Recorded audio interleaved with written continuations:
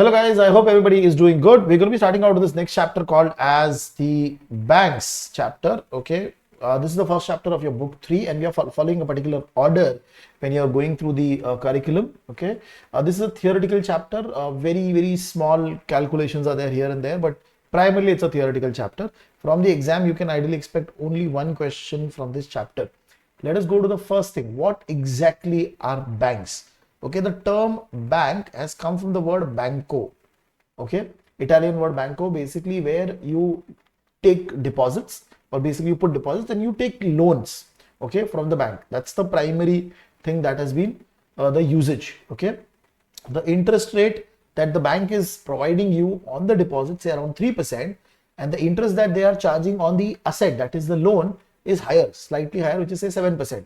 The difference between them is something which they're using to manage the bank, okay, manage all the administrative cost, everything, and also to generate returns or basically profit for their shareholders.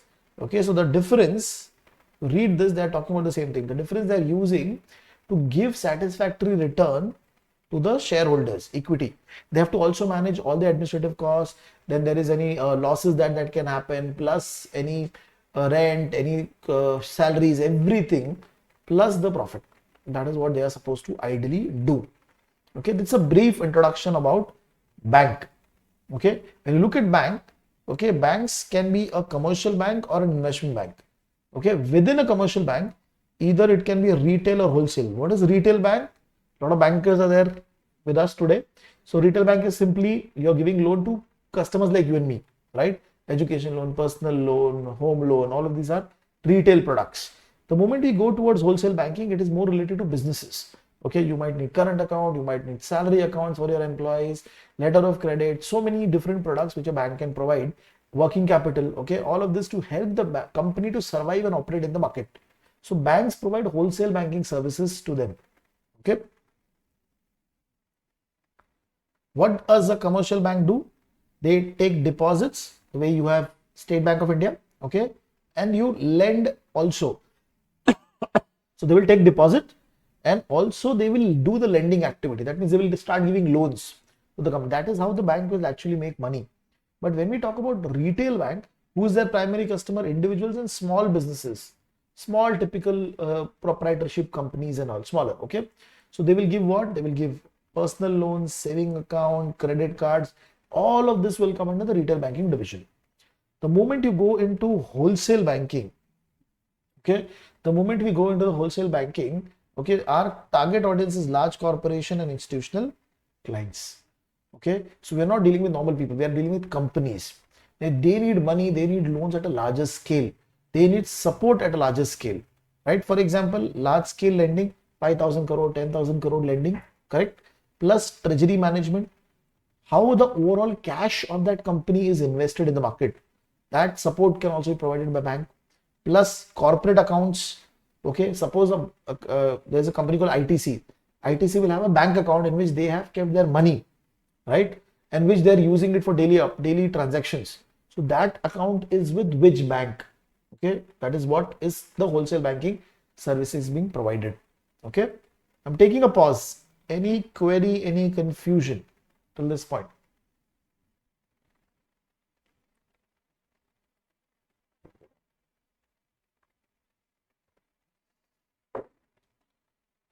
All good? Donnie, Ajay, right? Let us move forward. Investment bank. Now, lot of banks, global banks also, or Indian banks also, they have an investment banking division, or they create a separate company, which is an investment bank. How do they help? Okay, primary responsibility is to raise capital. Now, for example, if you want to raise equity, IPO or FPO, follow on offer, okay, if you want to do, you can go to an investment bank will help you, provide you support, correct? Plus, if you want to raise bond, so investment banks can help you there also because they're an expert in raising money. So they will tell you at what rate we should raise, what should be the price of my IPO, how should I market my IPO, all of this. So they act as an underwriter in the entire activity. Okay, so how do they help? They help in issuance of debt. Debt means bond, commercial papers, okay, loan, but these are not bank loans. These are loan taken from public market.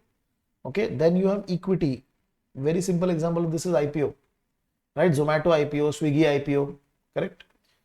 They also advise on merger and acquisition. That means if suppose you say there is a Kotak Mahindra Bank acquiring ING Vaisya, okay, so when the acquisition will happen, there would be some investment bank in between, because there are a lot of legal requirements, there are a lot of tax related things, accounting related things. So investment banks are an expert in doing that.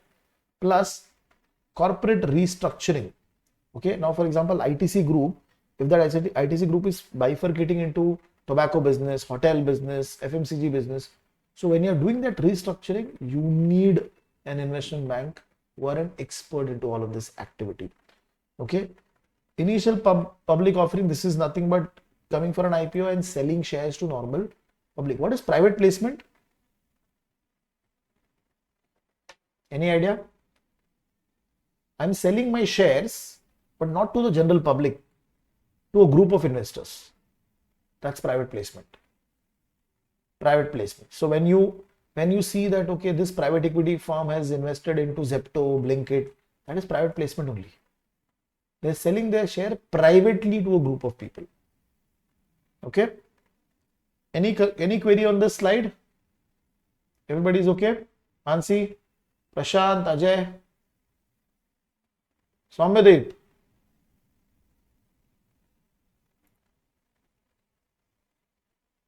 Okay. Now mark this entire section as star. Major risk which is faced by banks. Okay, this is where we actually start with the chapter. Okay, look at the first risk. Very, very basic. Is it required for a company launching an IPO who are private investors in the firm? No, IPO is very different. IPO is where you're selling stake to the general public, right? Private investors, where they will come into picture when you're selling stake to only few people. Say for example, Reliance purchased stake in, Facebook has purchased stake in Reliance, for example. Okay, Ajay, I've answered your query. One of the major risks that the bank is facing is credit risk. Now, what is that? So if your bank is sitting over here, okay, they will first borrow money in terms of liability, that is deposit, say around 3%, and then they're going to use it to create an asset which is loan. Okay, that is going to be at say 5%. I'm just taking a number. So this is the difference that they are going to earn, 2%. Okay. Now, if suppose these loans start defaulting, this entire loan portfolio start defaulting, they still have to pay the deposit. So this is the credit risk that they are facing, because they are sitting in between. Okay, they are sitting in between managing the transaction or the money. If one side fails, they still have to pay to the other side. That is basically the credit risk.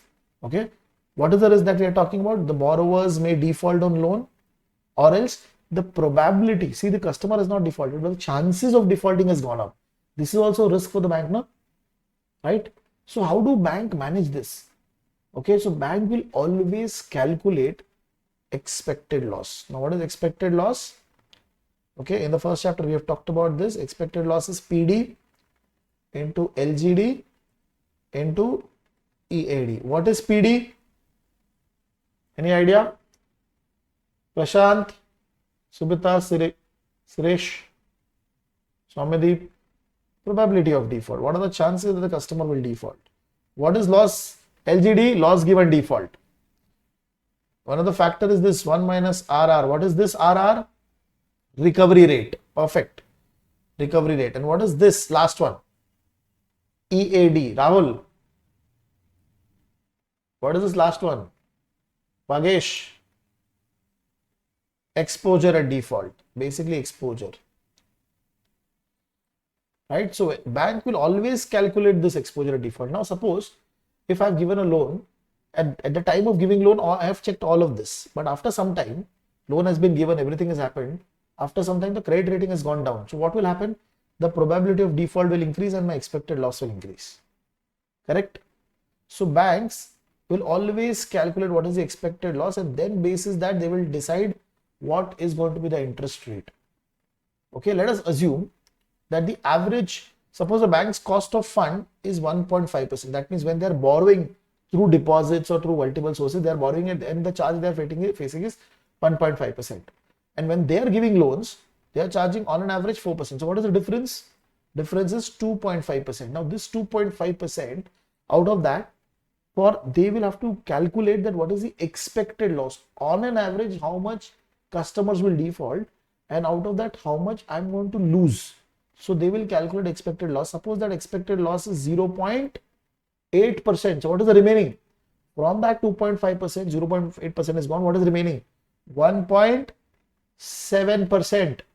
Now, in this 1.7%, I have to manage all my businesses, expense, administrative costs, I have to pay salaries, rent, everything, and then I have to also manage profit.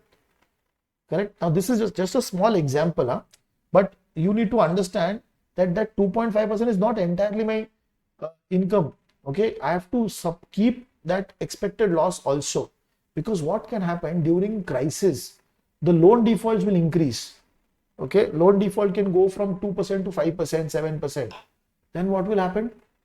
Then that 0.8% that I've kept, this expected loss that I've kept will be helpful.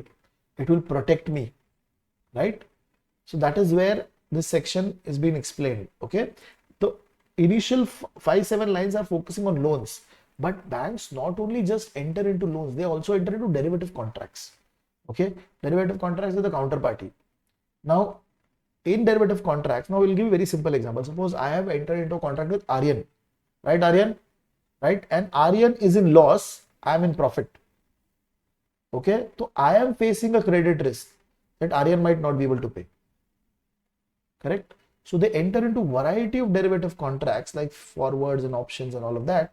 There they are going to face a credit risk that, oh, Aryan might default and he's in loss. I have to collect money from him. Correct? Taking a pause. Any issue with credit risk?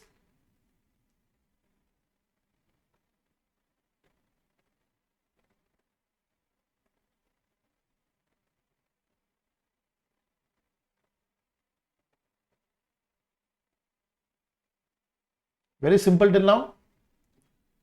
Let us look at this. Major risk faced by bank, which is the market risk. Now think about this. Whatever money, okay, they have got. So I'll just quickly go back. Okay. So this is the bank. Okay. I said the bank has created a liability. Now, till now, I was only saying that bank has raised money through deposits. They could also raise money through bonds, right? There could be equity. That means by selling shares, and then they can create asset. When they're creating asset, loan is one of the asset. They can also invest into the market.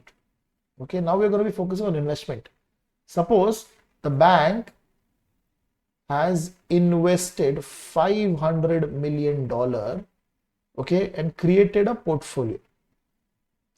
There are different assets into the portfolio. Now I have invested into that portfolio. There is always a risk. Suppose something market impact happened and the value of the portfolio has gone down. This is the market risk, right? So they also make investments, okay, and they're facing this market risk. Why? Because the market parameters are changing. So commodity price might change, right? Your interest rate might change, your currency rate might change, country's GDP might change, there might be war, so many things, right? So all of these things are going to impact the market. Stock market might go up and down, bond market might become volatile, and I have made investment into those securities, right? And the value of those value of my portfolio will go up and down. So I'm going to face a problem. Correct? That is market risk for me. So these market variables can fluctuate. These market variables are nothing but risk factors. Okay, the risk can go up for my particular portfolio. Okay, so the value of these market risk factors can affect because of different events. So they've given you an example. Look at this. June 2016, British pound decreased. Okay, where Brexit happened.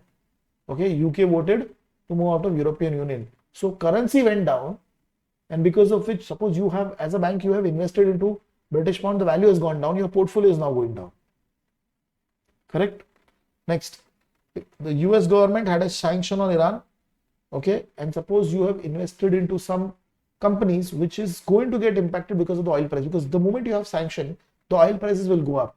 If suppose you have invested into Air India, okay, now Air India will start facing a higher cost, so your stock price of Air India will go down. Correct? So that is going to impact the market variable. This is the market risk. So kindly read and let me know if there is any confusion.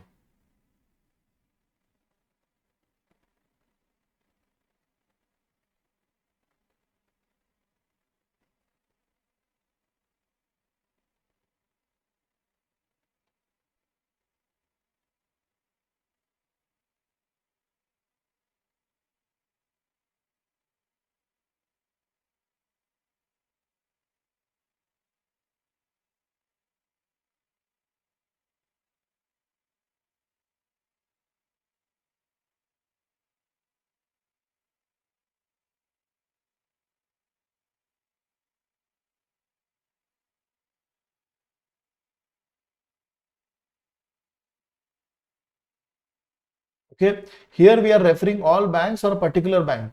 This is general risk. Okay, market risk is faced by investment banks also. I have answered your query, Ajay. Next is operational risk. Okay, we had already done one chapter, which is the building block of risk management, where we said operational risk happens because of people. What is the next one?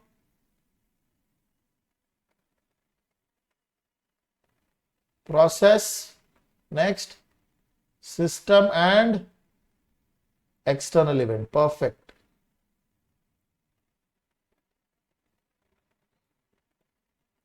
Right? People, process, system and external event. Okay. Now, all of this that you're seeing, now these are Basel recommendations, that if there is any incident within your company, you can bifurcate it between all of these 7 categories. So I'll just give you a brief. Internal fraud is very clear. Somebody is internal, an employee has done the fraud. External fraud, where no internal person was involved. There's no employee involved. Somebody else came and he did a fraud with the customer, and now you have to pay. This happens. A customer is staying in a village, a bank, somebody will come and go and say that I am coming from HDFC Bank, will files, take some signature and all, and his money is out from his account. Okay, that can happen. Similarly, look at this, employment practices. So if you're doing discrimination based on some religion, based on male and female, so you can face litigation, and you might face, you have to pay a price. This generally happens in US market. Okay. Client product and business practices. So I have done mis-selling to client. Okay, my product, there is a problem in the product. Okay, that can be an issue. Best practices means I am doing market manipulation, or I am doing some not so good behavior in the market. That is going to create a problem, right? So that is the example of that. Damage to physical asset is very simple. Prashant went to office, he had a laptop went down. Floor, it hit the floor, laptop is destroyed. Now Prashant is saying this happened, company will have to bear the cost, right Prashant? Business disruption and system failure. Okay, what is business disruption? Okay, suddenly the electricity is not there, nobody is able to work.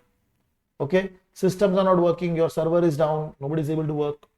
Very common, right? Execution, this is the most thing that will happen. People will make mistake in execution. Now think about this Tata group. Okay, suppose I'm thinking, so they have around 1 lakh people working with them. So if there are so many people working, there's definitely going to be some mistake, right? So while executing the activity, while delivering service to the customer, or suppose if it's a physical product, while delivering the physical product to the customer, there could be mistakes. That is all categorized over here. All of these are operational risks which the company is going to face. And this risk is faced by all the companies, irrespective of bank, insurance, everybody. Okay, any confusion till this point?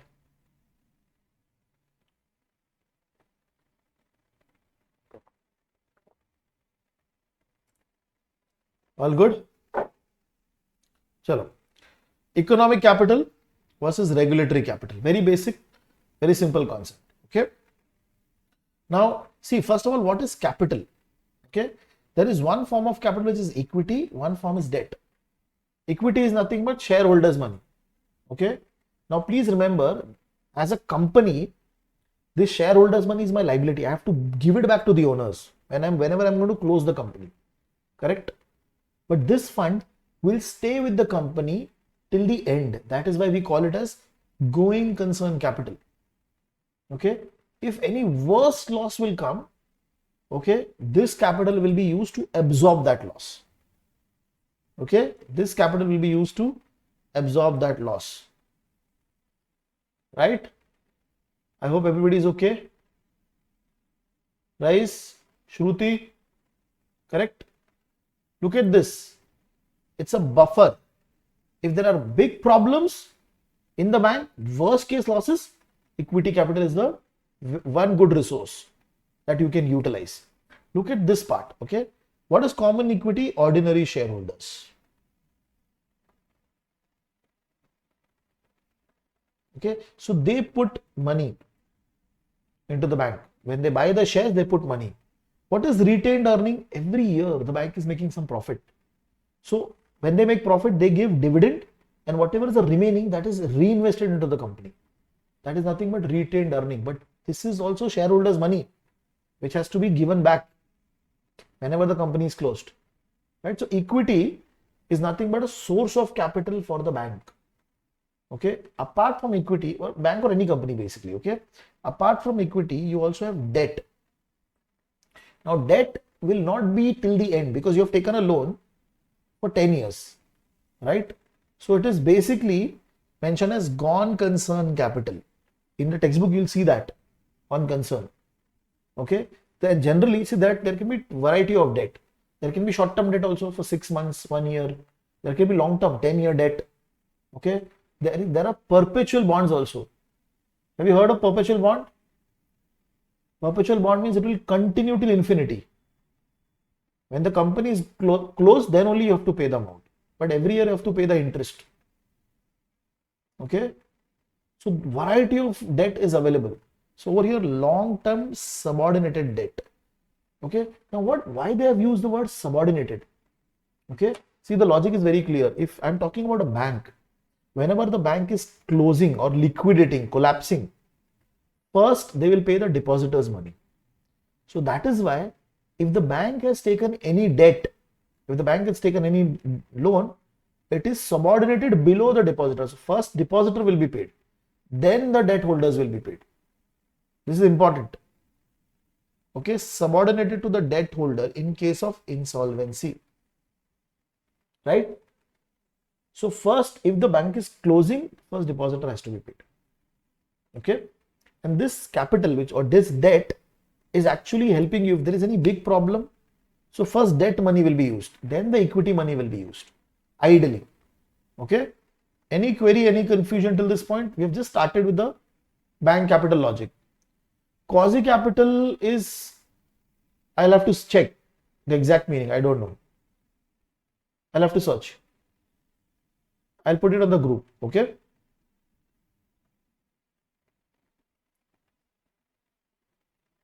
Let us move forward. Bank capital. सब लोग हैं? Now the main section, economic capital, regulatory capital. Mark this as star.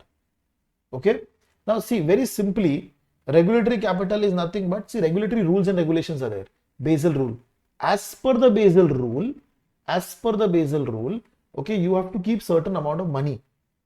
Okay. If you're taking certain amount of risk in the business, you have to keep certain amount of capital. Okay. That is regulatory capital. Okay. So Basel will tell you this tier 1 capital is nothing but equity. You have to manage this much, you have to have this much amount of equity in your business because you're taking risk when you're giving loans, no? So regulatory capital means coming from the regulation. Economic capital is I am myself calculating what is my risk and how much capital I need. So it is based on my own models. Correct?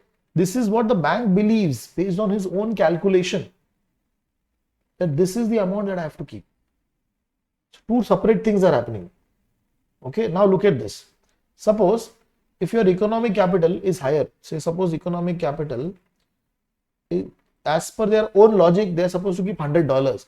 But when they are calculating as per regulatory requirement, it is only 80. So bank might choose to keep only 80.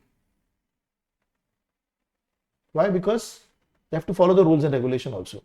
Plus, the lesser capital you keep, you are free with that extra $20 to invest, in the sense to invest or to give loan. You'll be able to generate return. That $80 is invested in government bonds.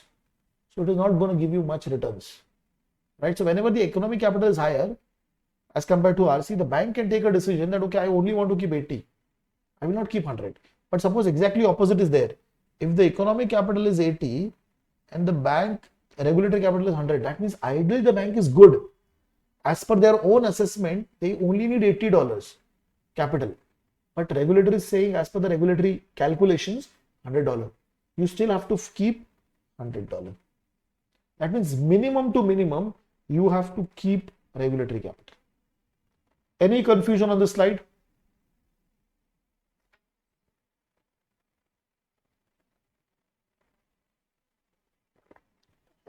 All good? Okay, mark this entire section as star, regulatory and economic capital. Okay, something more interesting now. Okay, why do we keep both of these capital? Basically, why are we keeping capital? So that if tomorrow there is any unexpected loss, see, expected loss is something from the name, I am expecting that this might happen in the business, correct? So I'm somewhere ready to take care of it. But unexpected loss, suppose I was giving a credit card as a product, and on an average 3% people are defaulting, suddenly 17% defaulted. This is big loss. So to manage those unexpected loss, I need to have capital as a buffer. Okay, so every business will have some level of risk. When bank is giving loan, when bank is making investment, there is a risk involved, right? So you need capital to protect against that. And what generally Basel regulation says, if the risk is going to increase, your capital should also increase, right? So required capital is proportional to the potential loss exposure. If you are expecting higher losses will happen, keep more capital. That is what the requirement is for any bank. Okay.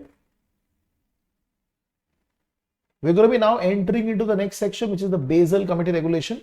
So Basel rules, all these ECs and RCs are coming from debt and equity. Yes, primarily debt and equity. So when you read Basel rules also, they have tier 1 capital, tier 2 capital. Tier 1 is primarily Basel or long-term debt. Okay. All good. I'm going to move ahead. Now over here, they are basically giving an introduction.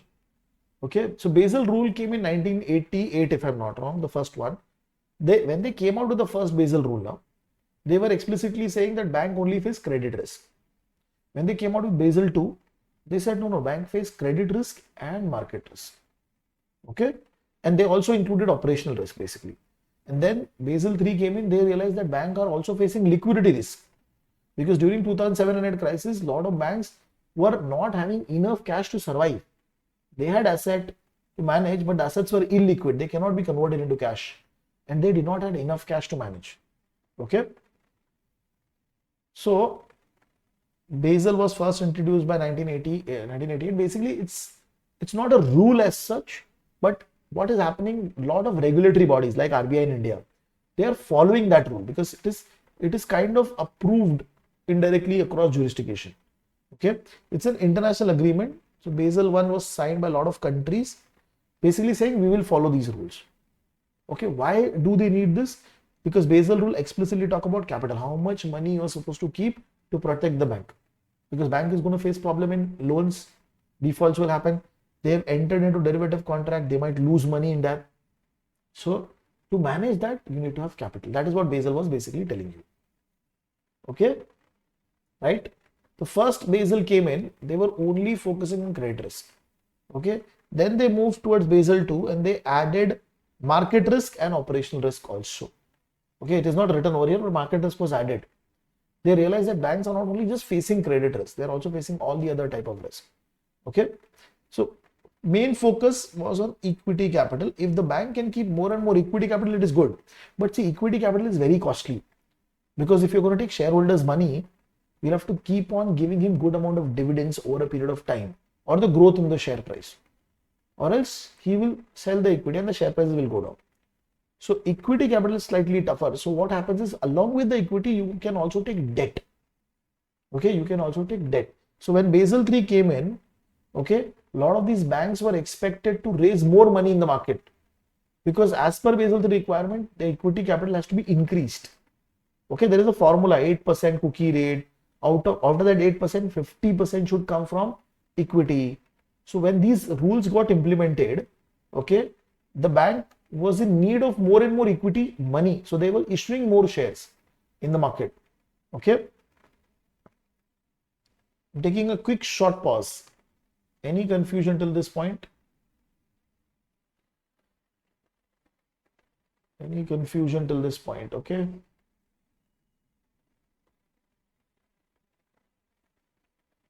All good. Now, can you see something over here which is called as internal model? See, whenever we are talking about internal model means regulator is giving one or two parameters, okay, and asking the bank to create the entire model on their own. Okay. So what happened initially, the Basel rules when they came out, okay, they were asking banks to create their own models. They will suppose if I'm creating a credit risk model, it includes PD, LGD, all of that, probability of default and all. So in some cases they were saying, okay, probability of default should be minimum 2%. It should not be below that. LGD should not be below this percent. So they've given indication, but the model has to be created by the bank, and based on that model, they have to keep capital. Okay. Now, after some time, they realized that the banks had started creating their own models, and every bank has a unique model. So now what is happening? They are not able to compare. Now, if I'm a regulator, if I'm RBI, I'm not able to compare what is the risk level of HDFC and what is the risk level of State Bank of India. Okay, there was heavy reliance on that internal model.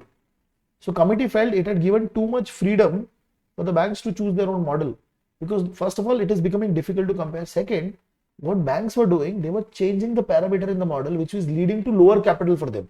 And that is why during 2007 and 8, a lot of banks were not having enough capital or liquidity with them, because as per their model, they had enough capital, but the actual requirement was very high.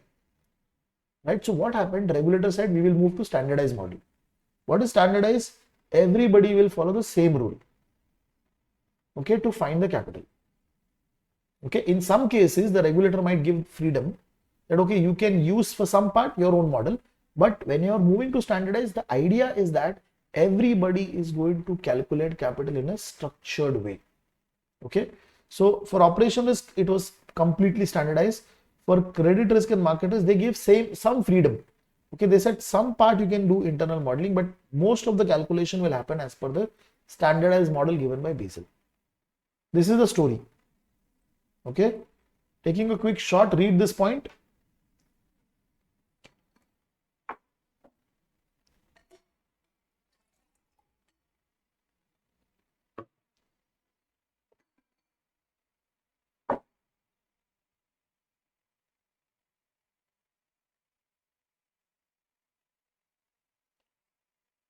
Now the next section, this part is important. Okay, when this change happened, okay, they basically created that rule. They were basically saying, see, this is my own internal model and this is my standardized model. So in some cases where they were allowing internal model, they were saying that, okay, if you want to use internal model, do it, but you also need to calculate as per standard model. Okay, and your capital should not be lesser than 72.5% of the standardized model. For example, if the capital calculation as per internal model is $30, okay, but as per standardized model it is $100. So what they are saying, you have to take this capital calculation as per standardized model and calculate 72.5%. That means $72.5. Okay, so either you keep this or this, whichever is higher.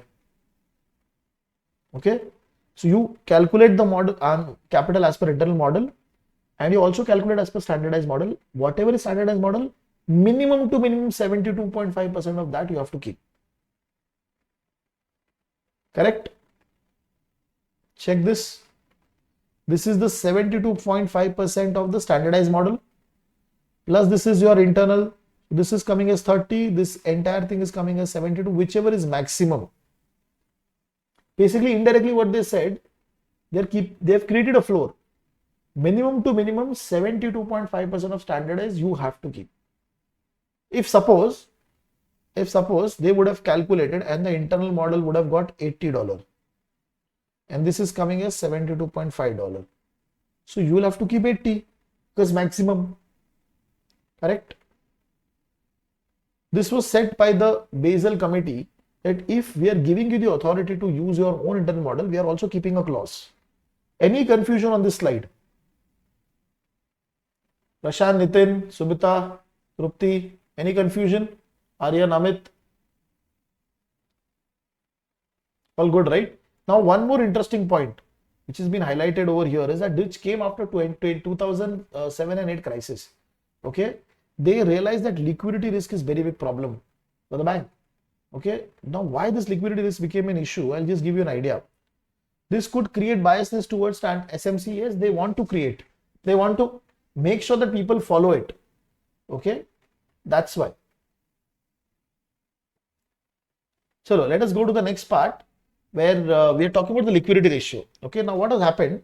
Suppose I am a bank. Okay, and I have created a liability which is for short term.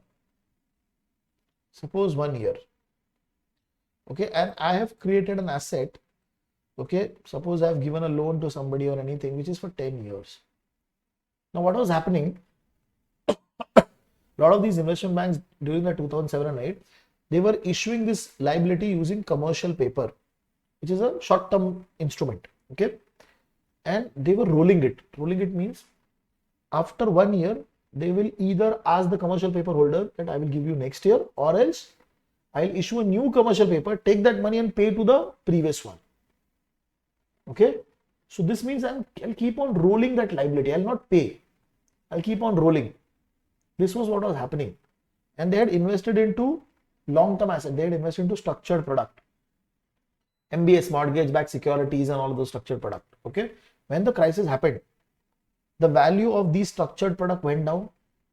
Okay, all of these commercial paper holder, they started asking their money back. They are saying, I will not roll over. Give me my money back.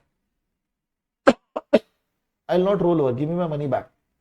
So effectively bank did not have the asset available, okay, to sell and convert in cash, and they also did not have liquidity to pay back. So they were facing this funding liquidity crisis, funding liquidity risk, right? So after that incident, okay,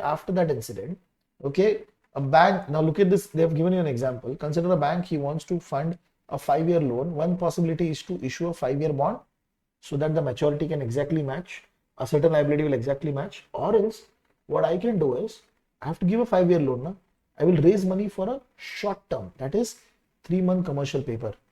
This was the example that I was giving. Now the problem is that after 3 months, I'll just roll over.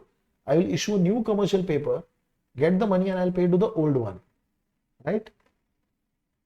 So this is okay till the time the market is good. The moment market face problem, nobody will be able to roll over because they will lose confidence in the bank. And then you will be in a problem because you have created an asset which is for 10 years and you cannot convert it into cash now. And you have to pay back all the liabilities now. Okay. So banks started facing this problem. So they could not roll over the risk, and because of which lot of banks got bankrupt. Hence, after that crisis, the Basel committee came out with these two formulas: liquidity coverage ratio, net stable funding coverage ratio. What is liquidity coverage ratio? If for the next 30 days there is continuous outflow from the bank, do you have enough capital available to protect? Enough liquidity available to protect or to pay? Okay, this is the first ratio, liquidity coverage ratio. Do you have enough high quality stocks to high quality amount invested into some treasury bonds and asset which can be used to pay for the next 30 days? Okay, net stable funding ratio, this is the second ratio. This was introduced primarily because, okay, the banks were explicitly facing, okay, they were saying that we whatever liabilities I have, okay, whatever amount that I'm supposed to pay, okay, do you have a stable source of funding available? Okay, that means, do you have any relationship with other bank? Do you have line of credit with other banks which can give you immediate cash? All of this is calculated over here. That means, do you have a stable funding source which can give you the money to pay? That is why these two ratios were added. Okay, I'm taking one more pause. Any query, any confusion till this point?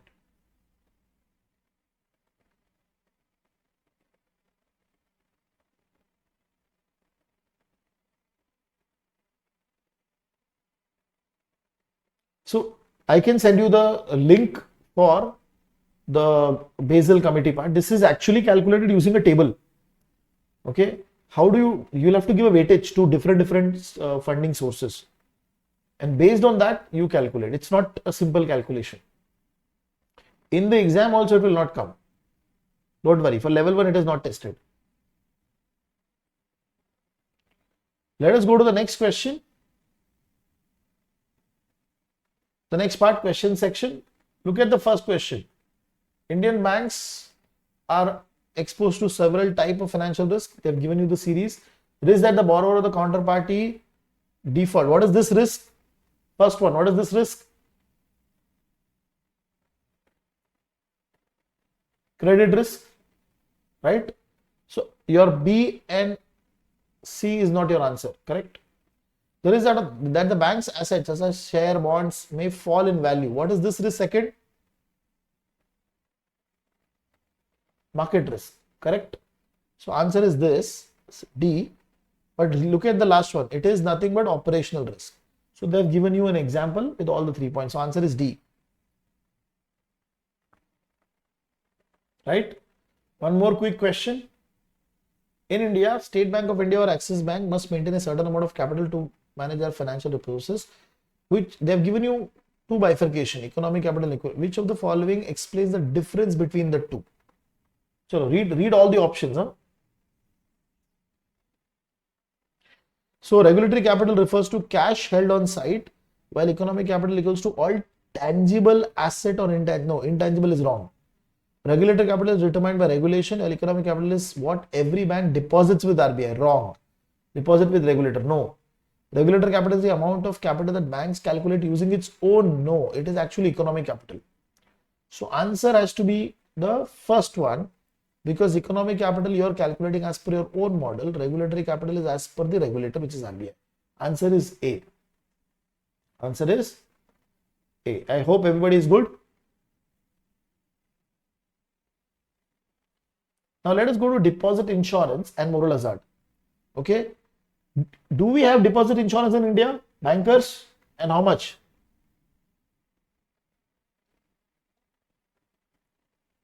5 lakh? Right? So why do we have this deposit insurance? See, I'm a depositor. I have put my money into the bank, trusting on the bank. Okay. Now, if the bank defaults, the depositor should be paid back. So this basically what is happening. A bank has taken an insurance. Okay, and they are saying if tomorrow any default happens, any bank collapses, the deposit insurance will pay to the depositor. Okay, now this was introduced because in US a lot of banks collapsed after the 1929 market crash. Okay, so public's confidence on the banks was not growing. They were very skeptical. So regulator thought if this is not if people will not put money into the banks, the economy will not work. Okay, so then they started with the guaranteed program that okay, up to a certain level you will get your money back. Okay, so in US it is $250,000. Okay, and there you have Federal Deposit Insurance Corporation. What is this? What is the body in India? DGIC, na? If I'm not wrong. What is the body? DIGC, sorry. DIGC, na? Correct? So over there, it is a Federal Deposit Insurance Corporation, which is going to provide the protection. Okay, same thing is happening in India, nothing extraordinary.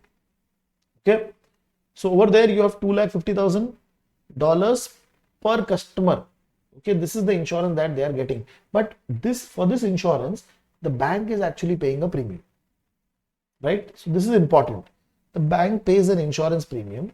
Okay, this is a percentage of their total deposit. Okay, so if the deposit is increasing, the premium will also increase, right? So this deposit insurance is very, very important because the customer get the confidence on the bank and then they can put their money. And regulator is making sure that the banks have the deposit insurance, right? In India, it is Deposit Insurance and Credit Guarantee Corporation. Thank you, right? So this is the basic concept of deposit insurance, right? Now, can this create a problem? Okay, this can create a moral hazard. What is moral hazard? Okay, you have to think it like this. Suppose if I have taken a life insurance, After taking life insurance, I'm doing skydiving, scuba diving, because I know if I die, the insurance company will pay. So I'm not taking care of my life. Correct? Similarly, think from the depositor perspective, because they know that I have in India 5 lakh rupees deposit insurance. I will keep 4 lakh rupees in every bank. I'm not going to look at whether the bank is actually good or not. Right? So depositor is not thinking. Similarly, banks, they were like, okay, if because deposit insurance is there, so depositor will be paid back, I can take higher amount of risk. So this can create a moral hazard problem in the market. Right? So banks can end up taking higher risk, assuming that the insurance depositors will be paid through the insurance company. Right? So that is why they have added a clause that if your risk is going to increase, as a bank, insurance company is saying that if your risk is going to increase, you'll have to pay a higher premium. Right? You'll have to pay a higher premium. So what is the moral hazard over here? Depositors pay less attention to the bank. They will keep on money in any bank, assuming that RBI will save them. Right? Similarly, banks, because they show deposit insurance, they are able to attract more people into their company, bank, and they can utilize that money to give risky loans. They can take more risk to generate high returns and more profit. Right? This can be, so this is moral hazard. The concept has to be clear. Okay? And this has led to a lot of banks collapsing in the past. Okay? I'm taking a quick pause. Any query, any confusion till this point?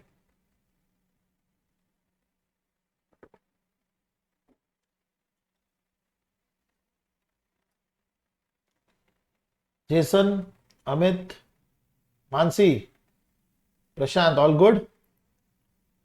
Shruti, all good. Chalo. How do we try to mitigate? I have already talked about this. If your risk is going to increase, so I'm going to match the premium to the risk. Okay, so it is aligned to the risk profile of the bank. If a bank does not have enough capital, see, ideally, if the risk is high, capital should be there. But if the bank does not have enough capital, then what will happen? Then the premium will increase. Logical? Right? So if a poorly capitalized bank, they have not kept much capital to protect if there is any problem. So they will have to pay higher premium. If it's a well capitalized bank like HDFC Bank, they will pay low premium. Basically, if the bank is doing good, okay, bank is proper, low premium. Simple. Why are we doing it? Because we do not want to create that moral hazard that bank is taking excessive risk and they are least worried that my premium is also not increasing and insurance company will take care of it. No. So to reduce excessive risk taking behavior, this risk based premium as a concept was added. Okay. So this is where we complete one more section. Investment banking financing arrangement. Okay, investment banking financing arrangement. I hope everybody is good till this point.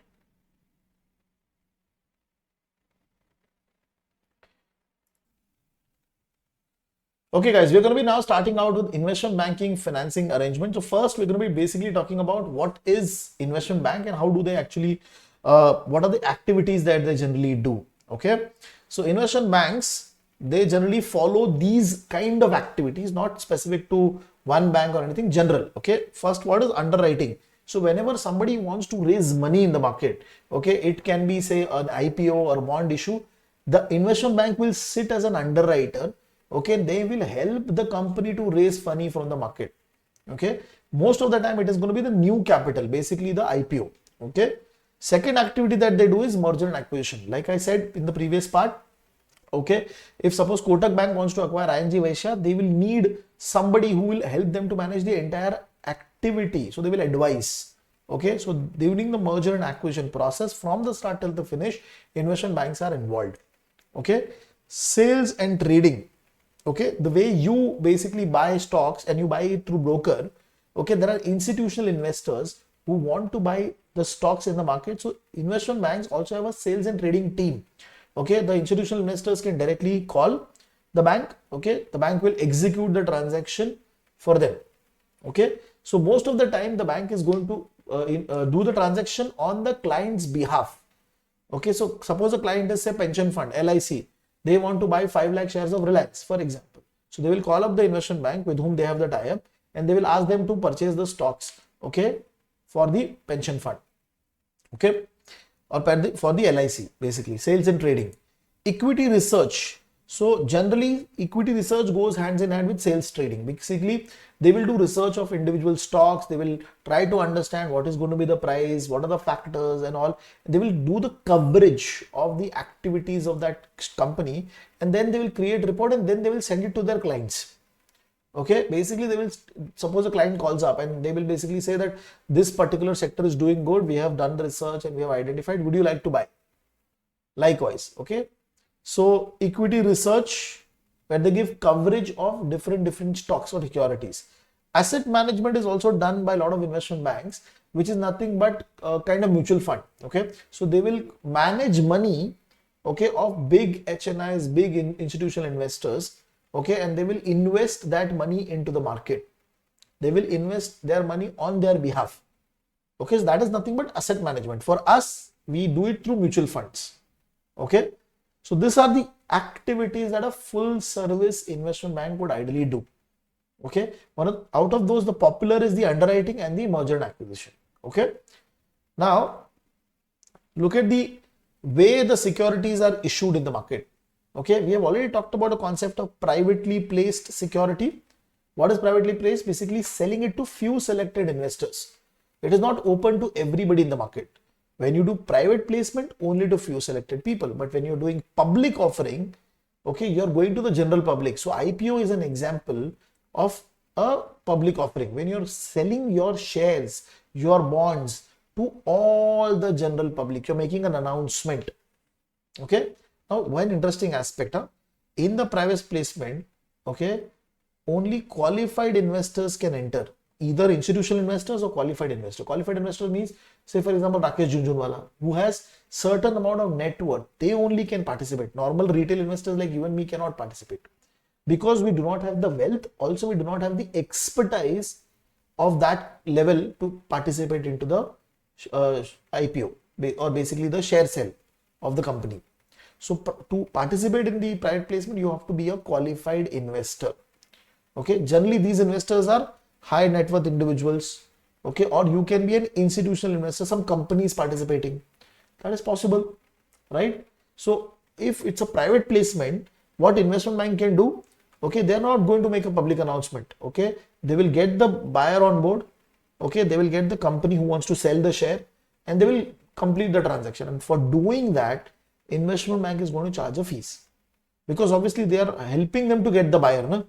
For the sale of security, right? Now this generally happens much faster. Why? Because when you're going to do an IPO, you have to file so many documents with the regulator.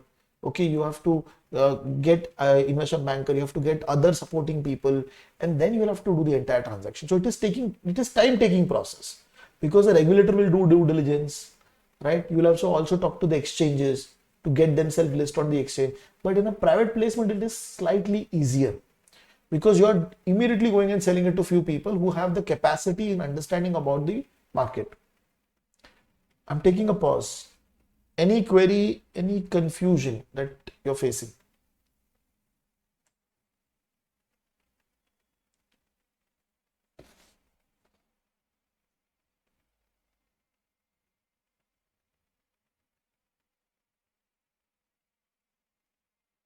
All good?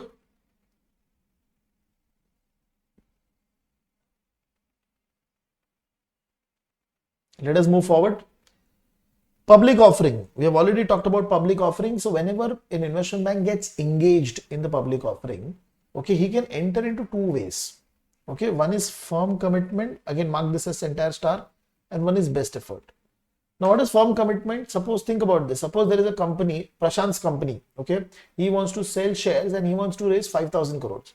And if I'm an investment bank and I'm giving him a firm commitment, basically what I'm saying is, we'll do the public issue. Suppose we are able to raise only 3,000 crore, rest 2,000 crore I will put. Okay, or else what I can also do is I can purchase the shares from Prashant at a lower rate and I can sell it in the market at a higher rate. That is also possible. Okay, so firm commitment means Prashant, who is selling his company shares, He's sure that he's going to get the money. That means the investment banker has given him the guarantee. Correct? So in most cases, investment bank will purchase the entire shares, and then after some time they will sell at a higher price in the market. Okay? But why are they selling at a higher price? Because they want to earn profit, and they are facing the risk also.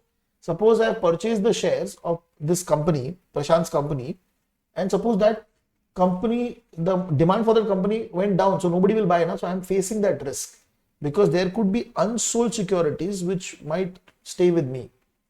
So that is why I am going to sell it at a higher price, and that higher price represents the higher risk.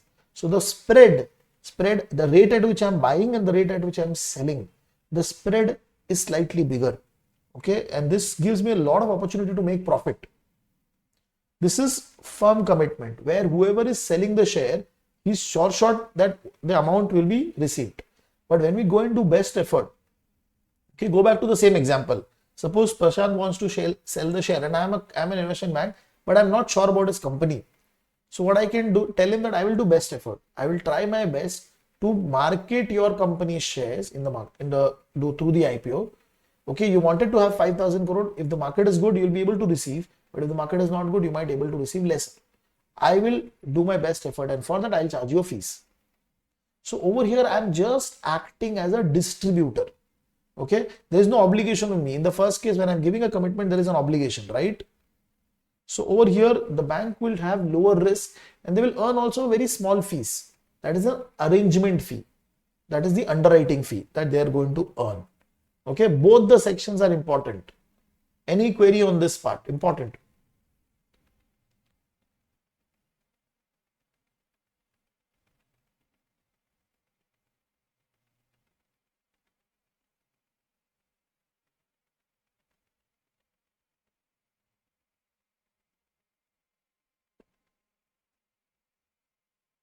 Right, let us move forward. Look at the example.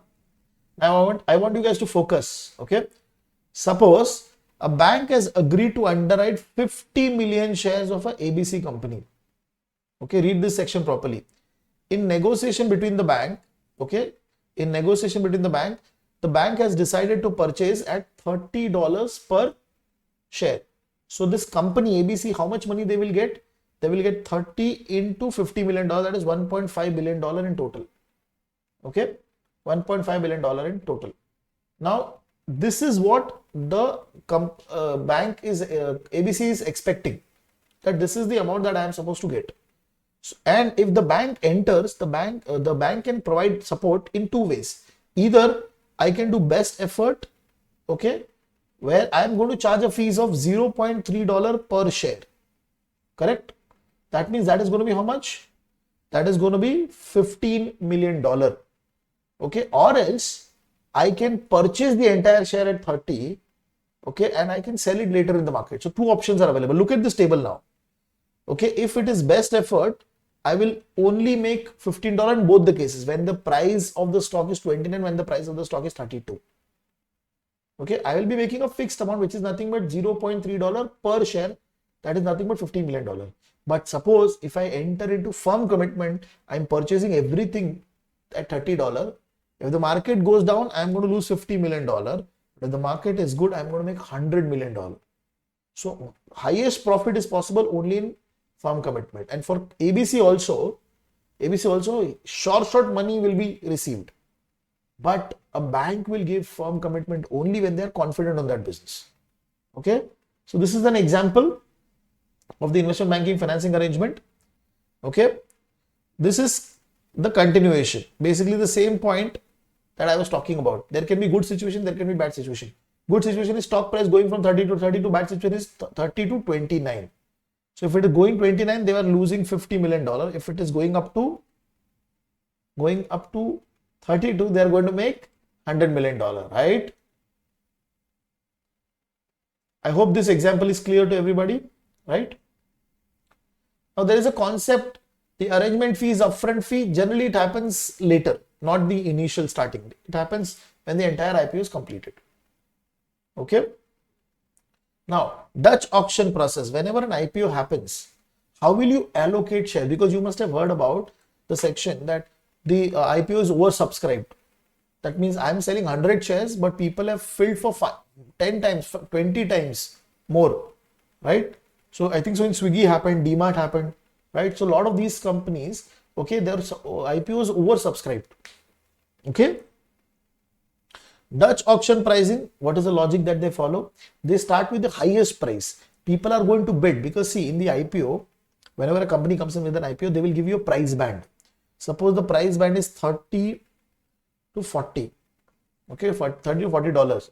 Now some customer might put a bid. When they are going to bid, they might put 40, somebody might put 35, somebody might put 33, right? So when I'm going to allocate share, I'll start with the bidder who has given the highest price. I'll first allocate to him.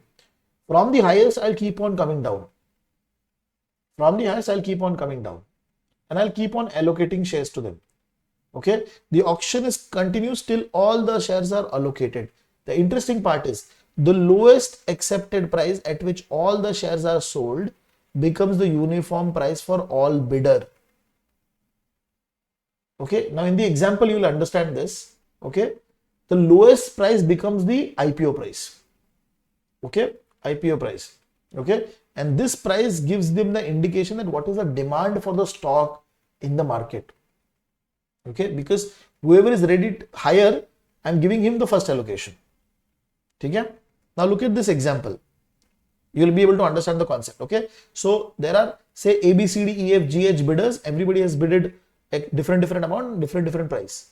Okay. Now company wants to sell 1 million. That means 10 lakh shares. Right. Now we have the list. Who is the highest bidder? First one, highest. C enough. So see, and how much he is asking? 50,000. So from this 50,000 down, so it is 9.5 lakh left. So we have allocated him 50,000 shares. After C, who is the next one? F. How much he is asking? 3 lakhs. So from 9.5 minus 3, 6.5 is left.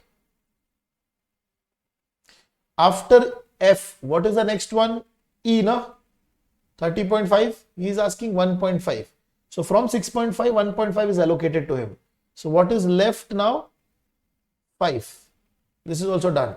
After E, the next one is H, which is 2 lakh shares. So from 2 lakh, from 3 lakh, 5 lakh, 2 lakh is gone, 3 lakh is left. So H is also being given. After H, who is the next one? A, 1 lakh shares. We are left with 2, correct? And after A, okay, what is the next highest bidder after A? Is it B, D or G? So we have D. Correct? But D is asking 3 lakh. I am only left with 2 lakh. So he'll be only given 2 lakh. But what is the last price at which I am selling?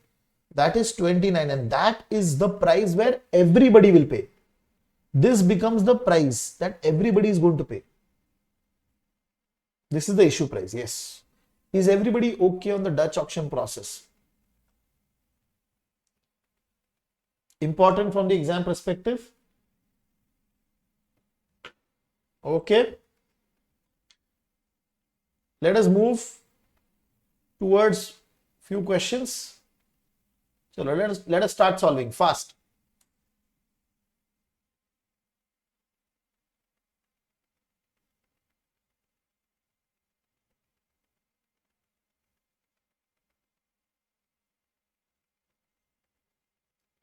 So if you read the entire question, they are saying the company wants full assurance that the entire amount will be raised.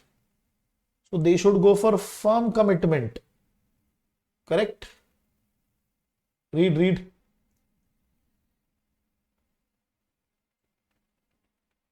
Right? Look at the next question. And now over here, I want everybody's focus. Company has 1 million, that means 10 lakh shares. It receives the following bid. Okay? Who is the highest one? Come on, guys. Start basically saying the name.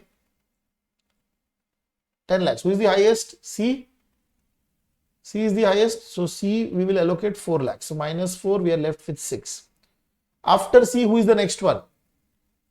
It is A. So minus 2, we are left with 4.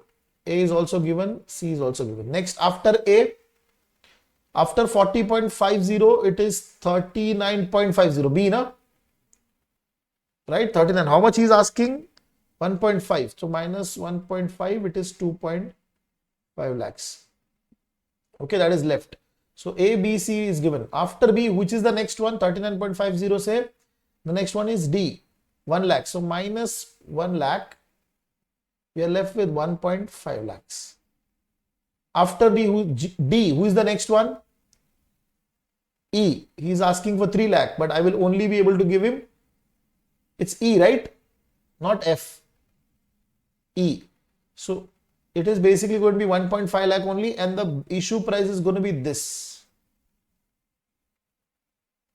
Right?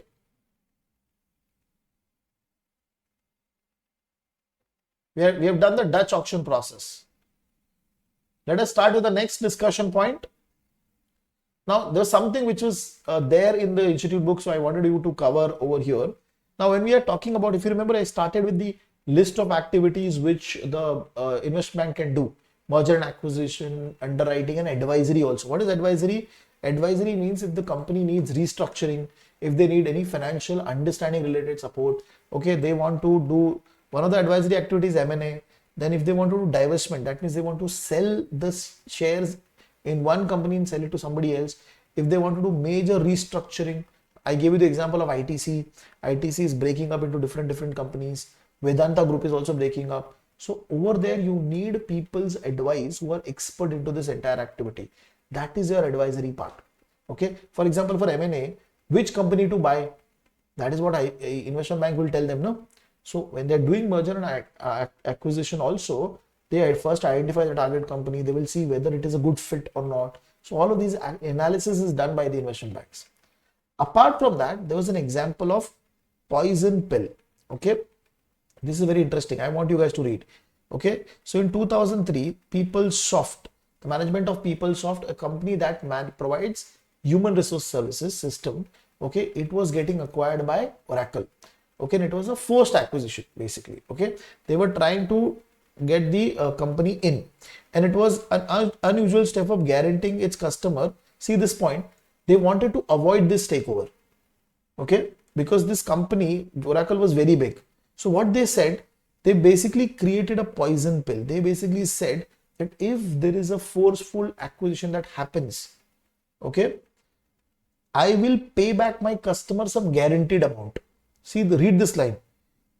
It took the unusual step of guaranteeing to its customer that if it is acquired within 2 years, product support was reduced within within 2 years, and the product support was reduced within 4 years, its customer would receive a refund of amount 2 to 2.5 times.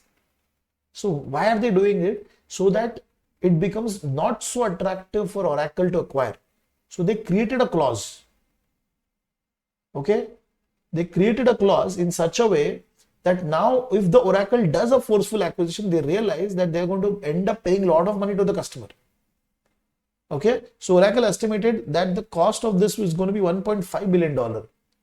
And this was a poison pill that was being added to stop the acquisition. Okay. Correct. They acquired it later. They stopped it in April, and in December they got acquired. But this is a very classic case of creating a structure in such a way that the acquisition becomes very difficult, or it becomes not so attractive for the other party, that is Oracle. I'm taking a pause. Any query, any confusion till this point? Any query, any confusion till this point? All good? Okay, potential conflict of interest. Now what happens is, okay, in the now if you're into multiple businesses, like for example, I am a bank, okay, a commercial bank, and I'm also into investment bank. I'm also into securities business. So it is like this: Kotak Bank, Kotak Investment Bank, and Kotak Securities. Okay. So in US, they do not allow this to happen. They say you cannot, in states, in US, because there are different states and different states have different rules. Okay. They will basically ask the bank holding company that you cannot operate in all the three business, like commercial bank, investment banking securities, because they know this can create conflict of interest. So in some states you can only be into two business. In some states you can only be into one business. Okay, that is the idea. Now what is the conflict of interest that they are talking about? Look at this. Okay, suppose the investment banking division is doing an IPO. Okay, now they are under pressure to sell this stock in the market. What they can do, they can call up their securities business and they can ask their analyst to write good things about that company, or basically give buy recommendation to their customer. So they are going to force the analyst to provide good recommendation for that company. Correct? This can create conflict of interest, because ideally the analyst should be independent, but they are being forced by the investment banking team to write good. Okay. Secondly, if suppose if it is not only about recommendation, if I am a relationship manager, okay, I can forcefully allocate securities to my client. I will push the security to my client because my investment banking division is involved in the IPO. Right? So what is the problem? Analyst independence is not happening properly. Secondly, when you're pushing the product to the customer, you're not following the fiduciary duty. What is fiduciary duty? On behalf of the customer. You're not thinking about the customer first. You're thinking about your investment banking team. This is going to create a conflict of interest, because this will lead to a lot of mis-selling. This is the first situation. I hope everybody is able to understand. Mansi, Prashant, Rais, Soumyadeep. This example, this is important. That's why. Mark this as star. Shruti. But SCBs are doing insurance product. No, they can do it. In US market, they are not allowing. In India, everything is allowed. But they have to be different entities. And they have to follow a Chinese wall logic. Information should not go from one to another area. Okay. This is the first situation. Look at the second one. Okay. Now suppose, think about this. John is working for a commercial banking division. They are giving loans. So when suppose Asian Paint has come for a loan and they have given a lot of sensitive information that they need money for XYZ project. This information is not out. Suppose if John passes this information to the investment banking team, they can trade on the basis of that and they can make money. So what is happening? I am using material, non-public information, which is not available to everybody, and this is the material information, important information. I'm using that to trade. Right? This could be a problem. This is the second situation. Is everybody with me on the second situation? Rahul, Prashant, Dhwani, Aryan, all good? Okay? No queries, right? Now, how do regulatory safeguard works? Okay? So, in the history, there has been such cases where there has been breach. So what regulator is saying, there should be clear bifurcation between the companies. If you're in the same building, you cannot be on the same floor. Okay, so that is how they try to do it.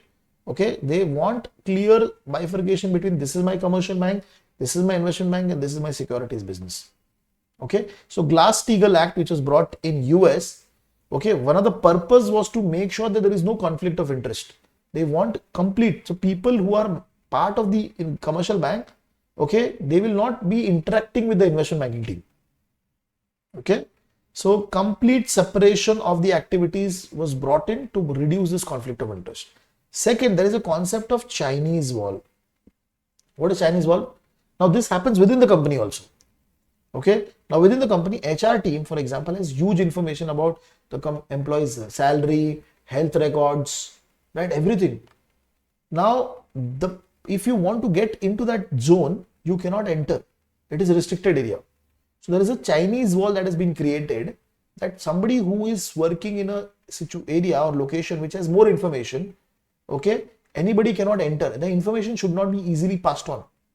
Now this Chinese wall is not a physical wall. In some cases there can be restriction, but what they are trying to do is, it's a wall that they are creating to stop the flow of the information. Okay, it's in every case it is not going to be a physical wall. Please remember that. Okay, what does this Chinese wall help? Internal information barrier, so that there is no flow of sensitive data from one team to another. especially commercial banking team to the trading team. It should not happen, right? The trading team should not talk to the research team, right? So that is how it happens. So this is how the regulators are trying to protect and make sure that the conflict of interest is reduced. Kindly read till this point.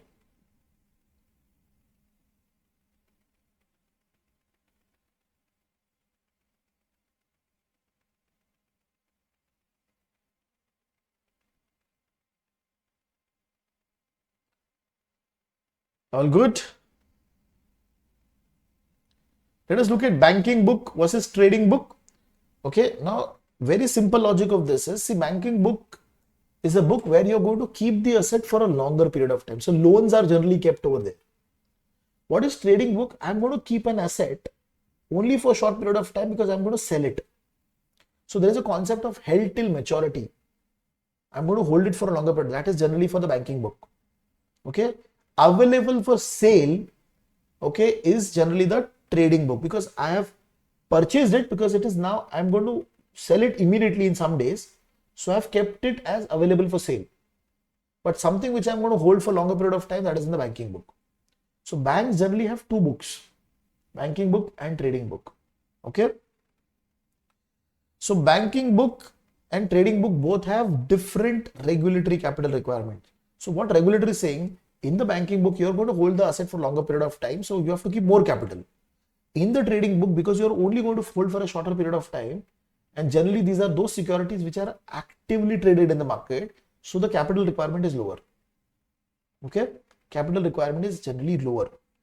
Okay, so the credit risk, market risk that you're facing is lower in a trading book, so you'll keep lower capital. For a banking book asset, the risk is higher, so you'll have to keep a higher capital amount. That is a logic.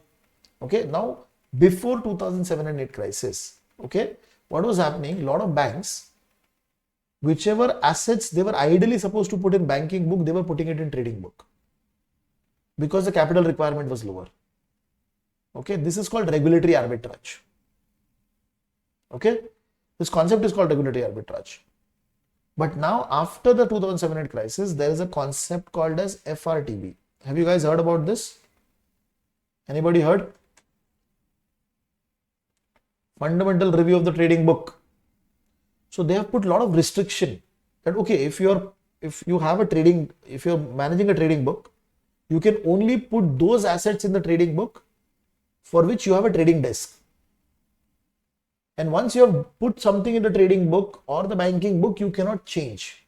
You can only change in extraordinary situation with prior approvals.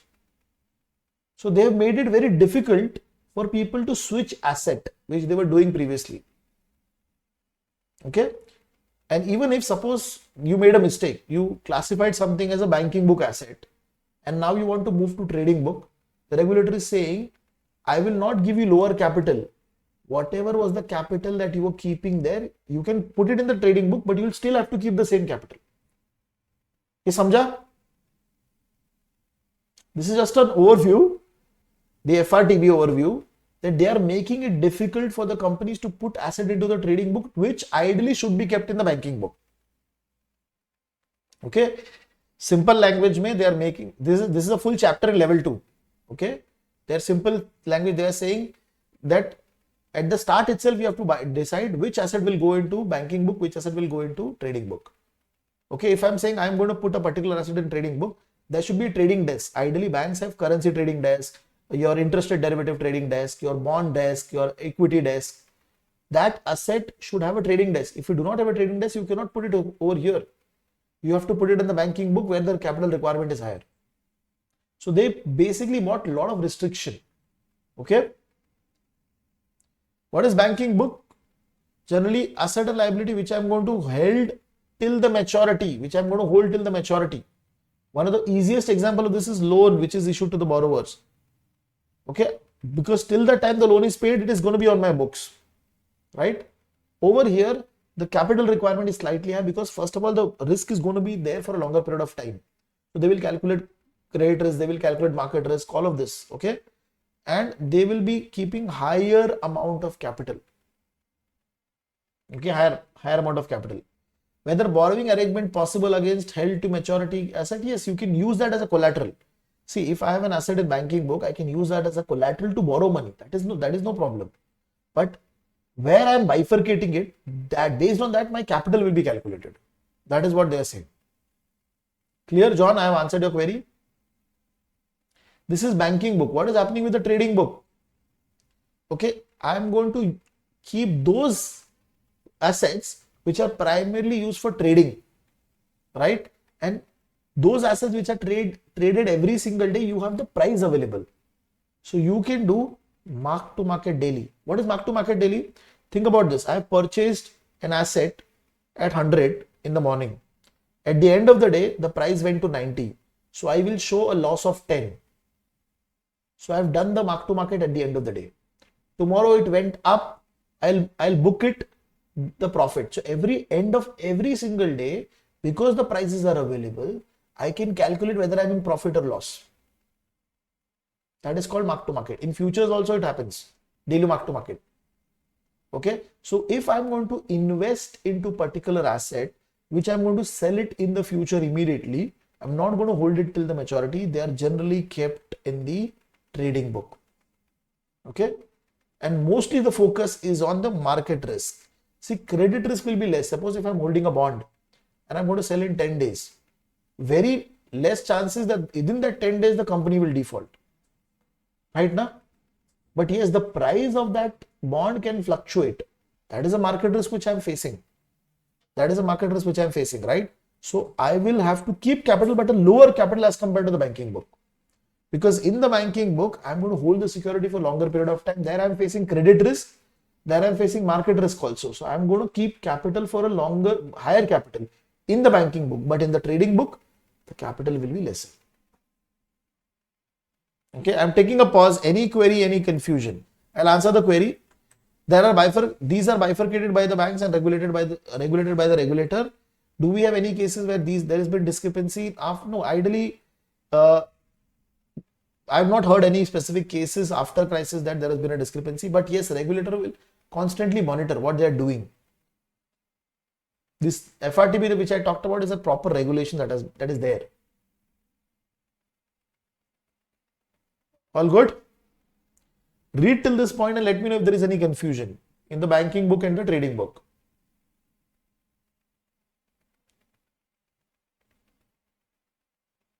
Okay, one last section. Okay, by default, lot of assets are booked in the banking book. Okay, if they have a dedicated trading desk, then only they can put it in the trading book. This is coming from FRTB. Previously, they were not following these rules to that level. Okay, so I'm taking pause here. Any confusion, any query, let me know. We are almost about to complete the last section now.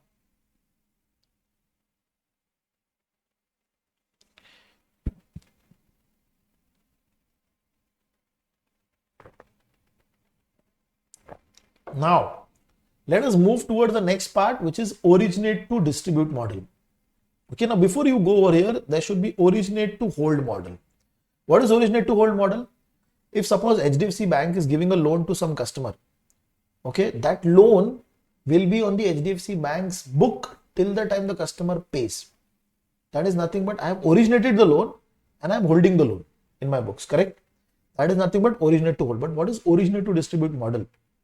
Okay, so before we go to this paragraph, I'll show you an example of originate to distribute. Now this is a sample example.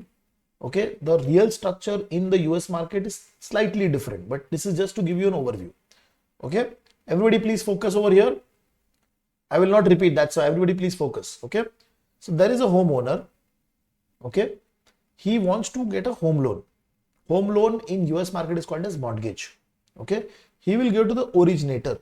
Think of it, somebody who has the ability to give home loan, like India Bulls, DHFL in India, right? Diwan Housing Finance, a lot of these home loan companies. Okay, so they will give the home loan and they will sign an agreement with the home loan provider. They are the originator because they are doing the first level check.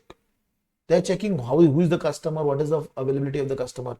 Now think about that originator has 1,000 home loans or 10,000 home loans. Now, out of that, certain home loans are very good. Okay. So they will keep that home loan in their book, but the other home loans, which they are slightly risky, what they will do, they will create a pool. Suppose this is the pool of 5,000 home loans. What they will do, they will go to a government sponsored entity which is in US. Okay. And they will give this pool to them, details of this pool, and they will ask them to help them to create a structured product. What is a structured product? MBS, mortgage backed security. What is that? Mortgage backed security. So now there is an MBS. This MBS is based on that pool of 5,000 home loans. Pool of 5,000 home loans. So I'll take this MBS and I will sell it to some other bank. Okay. Now I have received my money. Originator has received the money. Once I receive money, I can give more loans. Correct? I can give more loans. Right? Now this dealer or the arranger, what he can do, he can sell it to asset managers. Now who are asset managers? Mutual fund companies, pension fund companies, insurance companies, right? Or asset management companies. Who is investing into these asset management companies? Retail investors like you and me. Okay. So these dealers will sell this MBS to the asset managers or investors. Okay. Now how will the investors will get their money? So whenever the homeowner is going to pay the EMIs, principal and interest, first it will be collected by the servicing agent, because there are 5,000 home loans. No? There has to be some middle company in between who will collect money from 5,000 home loans. Then they will do the processing. They will send the accounts, everything. There are insurance, government taxes. You have to pay everything. So the servicing agent will do. He will deduct his fees and he will pass on that money to the government sponsored entity. And through that government sponsored entity, they will move that money to the owner of the MBS. Correct? Now what is happening? What is the benefit for the originator? Out of that 7,000, 8,000 loans, 2,000, 3,000 he has kept, the rest 5,000 he has removed from his book. And he has got the money, now he can give more loans. Correct?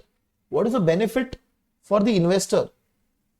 Okay, for the investor, they cannot directly participate into real estate.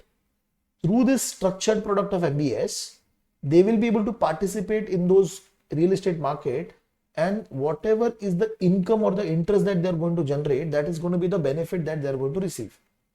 Okay, the government sponsored agency to do all of this activity will charge a fee.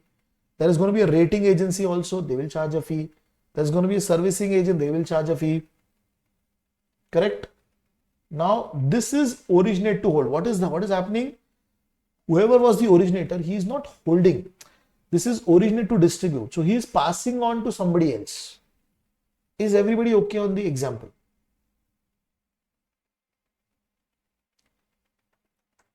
All good? Simple. There is one more chapter, mortgage and mortgage-backed security, where this will be covered in details. In India, generally we do not follow that much, but in US market, this is widely used.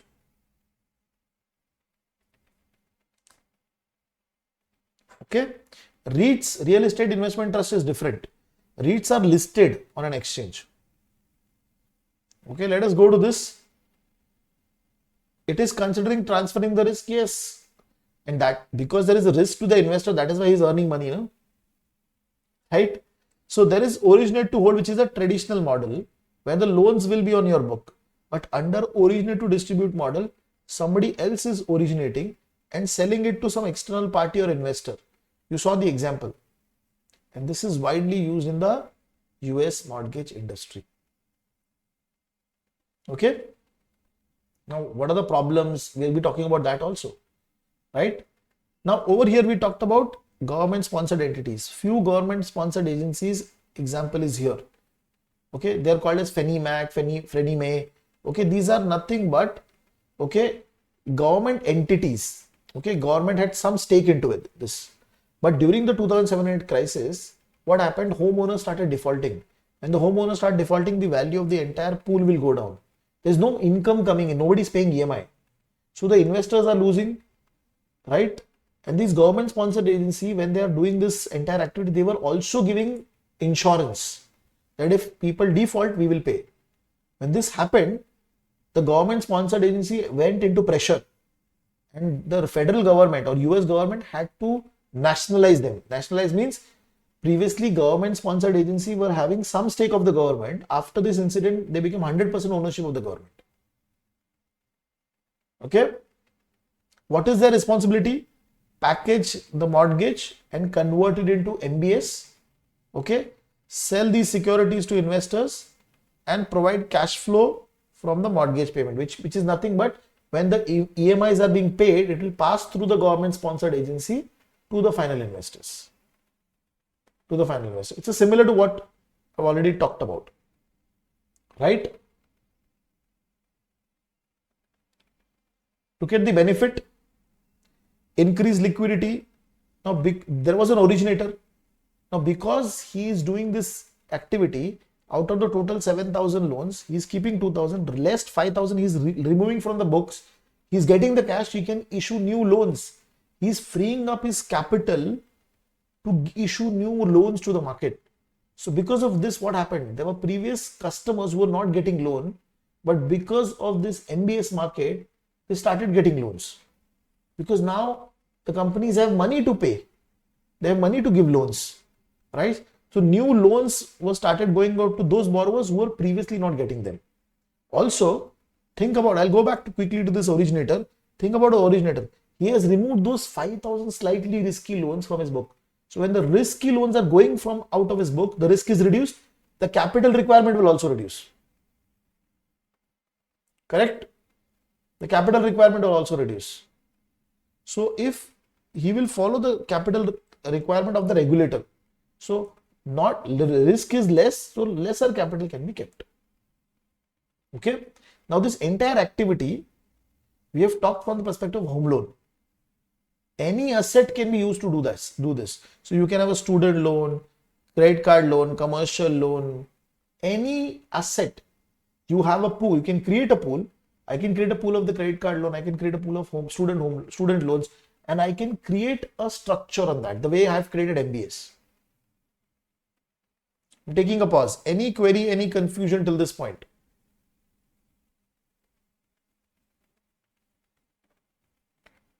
All good?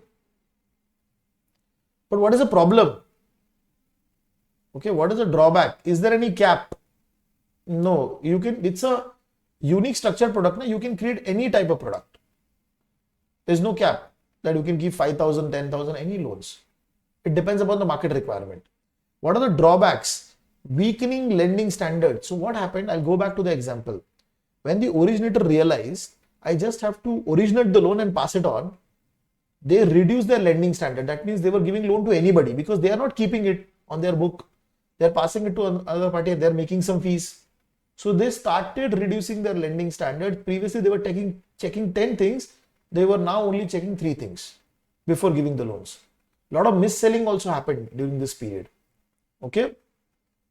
Since the bank do not retain the credit risk of that loan, they became less stringent in the credit evaluation and they started giving loan to anybody. And because of, do you know that this 2007 crisis is also called as subprime crisis? Have you heard?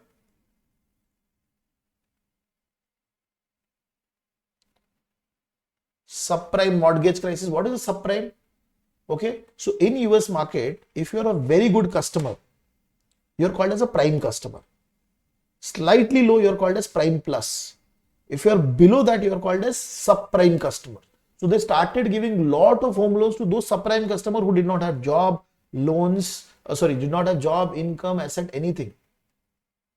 And they started giving loan in such a way that initial 1 or 2 years your interest rate will be low and after that it will jump. So what happened during that 2007 and 8, lot of these home loans, the initial period stopped and their EMI increased. And when their EMI increased, they did not have money to pay and they started defaulting. Okay. And this led to the 2007 and 8 crisis because there was huge dependency on the originate to distribute model. People were giving loan without even checking. Okay. So underwriting standards were reduced. and a lot of mis-selling also happened. Okay. I hope everybody is good till this point. I'm going to be starting out with the questions now. Okay. Look at the first question. Now this is an easy one.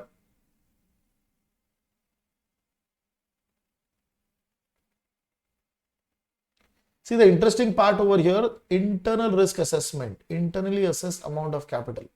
This has to be economic capital because they are finding the capital as per their own requirement. Right? Economic capital, very simple.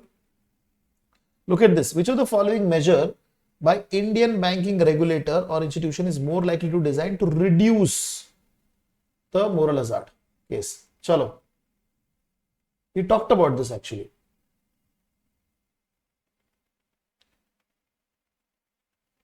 Charging a risk-based insurance premium to reduce the moral hazard, right?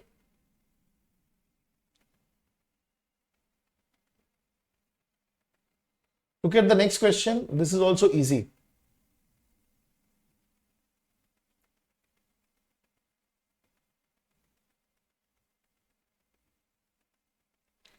Earning profit from buying and reselling the security to the public.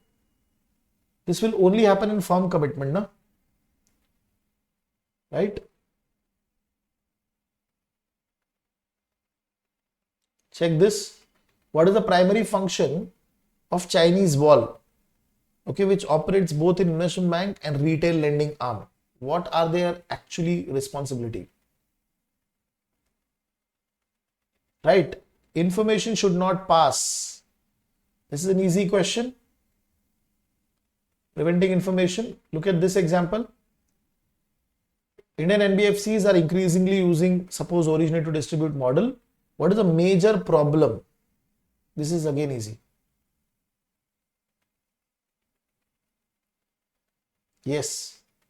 Loosening of credit standard. That means your credit underwriting process is reduced. Answer is C. Okay. So with this, we have completed the chapter.